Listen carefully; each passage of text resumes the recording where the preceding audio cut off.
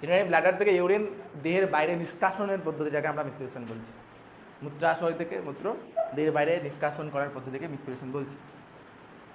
তাহলে আমরা সাময়িক টাইমের জন্য ইউরিন স্টোর করে রাখতে পারি। যখন ইউরিনারি ব্লাডার ফুল হয়ে যায় তখন আমরা একটা সিগন্যাল জেনারেট হয়, সিগন্যাল ছাড়া তো কোনো কিছু হবে না। সেই সিগন্যালটা আসে কোথা থেকে? ব্রেন থেকে, সেন্ট্রাল নার্ভাস সিস্টেমের মাধ্যমে। যেমন ইভেন পার্চুরেশনেও আমরা দেখবো ক্লাস 12 সিলেবাসে, পার্চুরেশনের সিগন্যালও সেন্ট্রাল নার্ভাস সিস্টেম থেকে, মানে এনি টাইপ অফ অ্যাক্টিভিটি আমাদের বডির যেগুলো হয়ে থাকে সেগুলো একটা সিগন্যালের মাধ্যমে হয়। ইউরিনারি ব্লাডারের মধ্যে আমরা যে ইউরিন স্টোর করে রাখি সেটার কিছু টাইমের জন্য ইউরিন স্টোর করে রাখতে পারি। এখানে এটার মেন কারণ কি? স্টোর করে রাখতে পারি। কিন্তু তুমি চলে আসো মাছেদের ক্ষেত্রে, মানে যারা ফ্রেশ ওয়াটার ফিশ আছে তারা স্টোর করে রাখতে পারে না, they need to release their excretory waste immediately. আমরা কেন পারি? আমরা তো হিউম্যানের পড়ছি, কিন্তু মাছেরা পারবে না। যারা জলজ অ্যাকোয়াটিক সিস্টেমে আছে তারা কিন্তু ইউরিন স্টোর করে রাখতে পারে না, ইমিডিয়েটলি রিলিজ করতে হয়। কারণ রিভিশন নাই, কারণ হচ্ছে অ্যামোনিয়া যেটা টক্সিক, যেটা মেটাবলিজমের মাধ্যমে তৈরি হয়, সেটা লেস টক্সিক, লেজার টক্সিক এলিমেন্টসে তৈরি হয়ে যায়, তার নাম হচ্ছে ইউরিয়া। কেন? কারণ আমরা অ্যাকোয়াটিক এনভায়রনমেন্ট, এটার কারণ হচ্ছে এনভায়রনমেন্ট। আমরা কোথায় থাকি? টেরেস্ট্রিয়াল এনভায়রনমেন্টে থাকি। আর ইউরিন বা নাইট্রোজেনাস ওয়েস্টকে রিলিজ করার জন্য জল লাগে। আমরা তো জলে নেই, জলে থাকি না, তার মানে আমাকে লেজার টক্সিকে কনভার্ট করতে হবে, কারণ আমাকে ইউরিন স্টোর করে রাখতে হবে। ইউরিন রিলিজ করার জন্য আমার অ্যাকোয়াটিক এনভায়রনমেন্ট লাগে বা অ্যাকোয়াটিকের অ্যাভেলেবিলিটি লাগে, সেটা তো নেই। সেই জন্য আমরা লেস টক্সিক নাইট্রোজেনাস ওয়েস্টে কনভার্ট করে নিই, নাম হচ্ছে ইউরিয়া। বাকিরা তো আরও লেস টক্সিকে কনভার্ট করে নেই, নাম হচ্ছে ইউরিক অ্যাসিড। সেই বেসিসে ভাগ করেছিলাম। তাহলে আমরা স্টোর করে রাখছি, সেই জন্য এখান থেকে একটা মেকানিজম অ্যাক্টিভেট হতে হয়। সেই মেকানিজমটা আমরা পড়বো। ফার্স্ট স্টেপ কি? Urinary bladder fill with urine, stage receptor activate, send to the signal to central nervous system, central nervous system signal যায়। নেক্সট সেন্ট্রাল নার্ভাস সিস্টেমে ভলিউন্টারি সিগন্যাল বা মোটর সিগন্যাল আছে কি নার্ভের মাধ্যমে? এফারেন্ট আর রিফারেন্ট নাম পড়েছিলাম আমরা, আজ্ঞাবহ সংজ্ঞা বইগুলো তো বাংলাতে নাম ছিল। তাহলে এখান থেকে সিগন্যাল আমরা স্টেপ মার্ক করে দিব। প্রথমে দেখো স্টেপ কি বললাম, এটা ইউরিন দিয়ে পূর্ণ হবে প্রথম স্টেপ দিয়ে। স্ট্রেচ রিসেপ্টর কী হবে? অ্যাক্টিভেট হবে, সিগন্যাল পাঠাবে সেন্ট্রাল নার্ভাস সিস্টেমে। সেন্ট্রাল নার্ভাস সিস্টেম থেকে ভলিউন্টারি, অথবা ভলিউন্টারি মানে হচ্ছে ইচ্ছাকৃতভাবে যে সমস্ত অ্যাক্টিভিটিগুলো করি সেগুলোকে ভলিউন্টারি বলা হয়। চোখে লাইট পড়লে আমাদের চোখ বন্ধ হয়ে যায়, সেটা হচ্ছে ইনভলিউন্টারি। কিন্তু ইউরিন ত্যাগ হচ্ছে ভলিউন্টারি। মাসেল কন্ট্রাকশন ভলিউন্টারি, এই যে মাসেল আমি ইচ্ছাকৃতভাবে করছি। তাহলে এখানে মোটর সিগন্যাল বা ভলিউন্টারি সিগন্যাল বলা হচ্ছে। মোটর অর ভলিউন্টারি সিগন্যাল কোথা থেকে আসছে?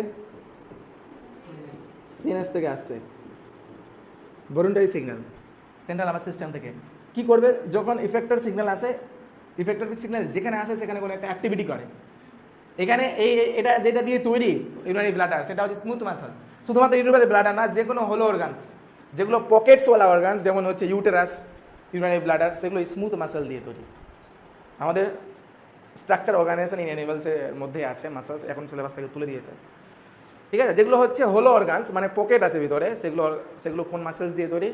3 রকমের মাসেল পাবো আমরা, skeletal muscle, smooth muscles and cardiac muscles. হার্টের মধ্যে আছে কার্ডিয়াক মাসলস, তার মানে এটা তো হোলো অর্গানস, এখানে পকেটস আছে। তাহলে এটা কি মাসলস দিয়ে তৈরি? Smooth muscles. ইভেন মায়োমেট্রিয়াম আমরা পাবো, ইউটেরাস, যেটা ক্লাস 12-এ কাজে লাগবে, কি দিয়ে তৈরি? Smooth muscles.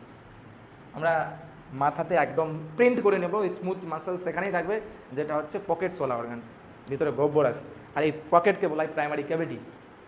আরও পকেটস আছে আমাদের দেহের মধ্যে, গহ্বর আছে, সেটাকে বলা হয় সিলম। পড়েছিলাম না? Secondary body cavity. অর্গানের ভিতরে যে পকেটস আছে সেটাকে বলা হয় প্রাইমারি ক্যাভিটি, আর অর্গান যে ক্যাভিটির মধ্যে আছে বডি ক্যাভিটি, সেটাকে বলা হয় সিলম বা সেকেন্ডারি বডি ক্যাভিটি, মেসোডার্ম লেয়ারে থাকে। তাই যাই হোক, এই স্মুথ মাসলের আমাকে এটা ইউরিন রিলিজ করতে হবে, তাহলে এই স্মুথ মাসলের কী করতে হবে? কন্ট্রাকশন। আমি যদি এটা চাপি তাহলে ফোর্সফুলি বা ইউরিন সামনের দিকে এগিয়ে যাবে। এখানে একটা পেশি আছে, ইন্সপেক্টর পেশি, এখানে ইন্সপেক্টর পেশি আছে, ইন্সপেক্টর পেশি আছে। সেই ইন্সপেক্টর পেশি প্রসারণ হবে না সংকোচন হবে? প্রসারণ হতে হবে, কারণ এটা সংকোচন করলে, এটা প্রসারণ করলে তাহলে রিলিজ হবে। তাহলে এটা কী করতে হবে? স্মুথ মাসেলের সংকোচন, আর এটার relaxation, then release outside, urine release outside the body হবে। তাহলে কী হচ্ছে? স্মুথ মাসেলস, এটা যেটা বললাম, স্মুথ মাসেলসের কী হবে, কন্ট্রাকশন হবে। অ্যান্ড ইন্সপেক্টর মাসেলসের, এটা স্পিকটার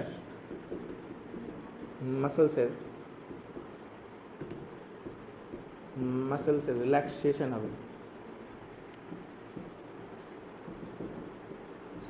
এর কারণে urine released outside.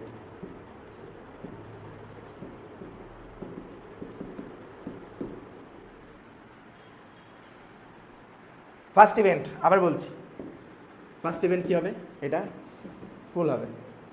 Second event, stress receptor activate হবে, signal transmit to the central nervous system efferent নার্ভের মাধ্যমে। এগুলো নার্ভ যখন পড়বো আপনার নিউরন তখন দেখবো। এখান থেকে আসে ভলিউন্টারি সিগন্যাল। দেন তাহলে আমি 1 বাই 1 মার্ক করে দিচ্ছি, ছবির মাধ্যমে পড়াটা হয়ে যাবে। 1 2 3 4 5 6 7।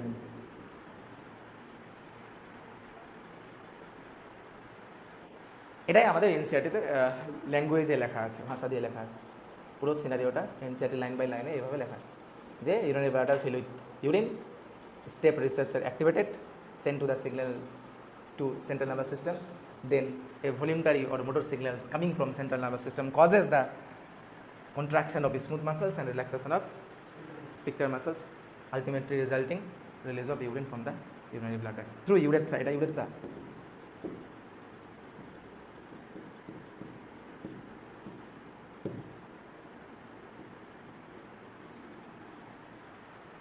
এটাই মিকচুরেশন মেকানিজমস। দেন আমরা নেক্সট টপিকে চলে আসবো, সেটা হচ্ছে other organs, role of other organs in excretion. এক্সক্রিশনে অন্যান্য অর্গানের কী রোল আছে সেটা পড়তে হবে।